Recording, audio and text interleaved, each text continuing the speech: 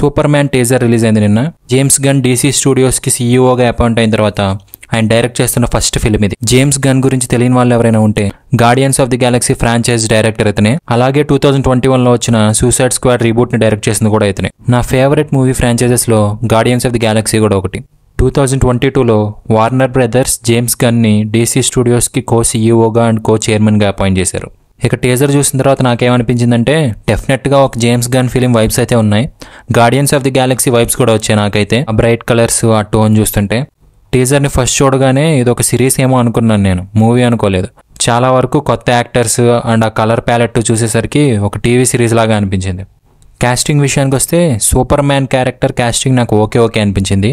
ఇది టీజరే కాబట్టి మూవీ చూసిన తర్వాత ఒక క్లారిటీ వస్తుంది సూట్ అయ్యాడా లేదా అనేది ఆ క్యారెక్టర్లో. లూయిస్ లేన్ బాగుంది. అలాగే లెక్స్ లూథర్ కాస్టింగ్ కూడా బాగానే ఉంది. ఈ గుండుగాడిని ఎక్కడో చూసినట్టుంది కదా. ఇంతకుముందు వీడిని ఏ మూవీలో చూసారో గుర్తుంటే కమెంట్స్లో చెప్పండి. బ్యాట్మ్యాన్ వర్సెస్ సూపర్ మ్యాన్లో లెక్స్ లూథర్ క్యారెక్టర్లో జెస్సీ ఐసెన్బర్గ్ చేశాడు. ఆయన పర్ఫార్మెన్స్కి చాలా క్రిటిసిజం ఫేస్ చేశాడు. ఆ రోల్ వల్ల తన కెరీర్ కూడా హట్ అయిందని రీసెంట్గా కమెంట్స్ కూడా చేశాడు. ఈ మూవీలో లెక్స్ లూథర్గా చేస్తున్న యాక్టర్ పర్ఫార్మెన్స్ ఎలా ఉంటుందో చూడాలి. అలాగే ఈ మూవీలో super man pet dog crypto క్యారెక్టర్ని కూడా ఇంట్రొడ్యూస్ చేస్తున్నారు. డీసీ కామిక్స్ని ఫాలో అయ్యే వాళ్ళకి ఈ క్యారెక్టర్ ఐడియా ఉంటుంది. మనం కామిక్స్ని ఫాలో అవ్వం కాబట్టి నాకైతే ఈ క్యారెక్టర్స్ ఐడియా లేదు ఇంతకుముందు. ఇంకా చాలా కొత్త క్యారెక్టర్స్ కూడా కనిపిస్తున్నాయి ఈ టీజర్లో.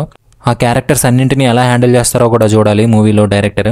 నాకు అసలు డీసీ మూవీస్లో నచ్చేది ఏంటంటే ఆ dark and broody atmosphere. Christopher Nolan తీసిన బ్యాట్మ్యాన్ ట్రిలజీ కానివ్వండి, లేదా రీసెంట్గా వచ్చిన రాబర్ట్ ప్యాటిన్సన్స్ ది బ్యాట్మ్యాన్ కానివ్వండి, ఇవి నా ఫేవరెట్ మూవీస్ డీసీయూలో.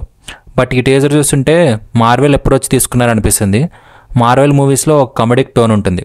ఆడియన్స్కి ఎక్కడా మరీ డార్క్ అండ్ సీరియస్గా అనిపించకుండా కామెడీతో జోక్స్తో బ్యాలెన్స్ చేయడానికి ట్రై చేస్తారు. బట్ రీసెంట్ టైమ్స్లో వచ్చిన అన్ని మార్వెల్ మూవీస్లో ఇదే ఒక పెద్ద నెగిటివ్ ఆస్పెక్ట్ అయింది. ఆడియన్స్ దగ్గర నుంచి బాగా క్రిటిసిజం వచ్చింది. మార్వెల్ మూవీస్లో కామెడీ ఎక్కువైపోయి ఎమోషన్స్ని ఓవర్ షాడో చేయడం వల్ల ఆ మూవీలోని స్టోరీకి కానీ క్యారెక్టర్స్కి కానీ కనెక్ట్ అవ్వలేకపోతున్నామని ఆడియన్స్ దగ్గర నుంచి చాలా కంప్లైంట్స్ వచ్చాయి. ఆడియన్స్లో రీసెంట్గా మార్వెల్ ఫెటీగ్ రావడానికి కూడా ఇది one of the main reason.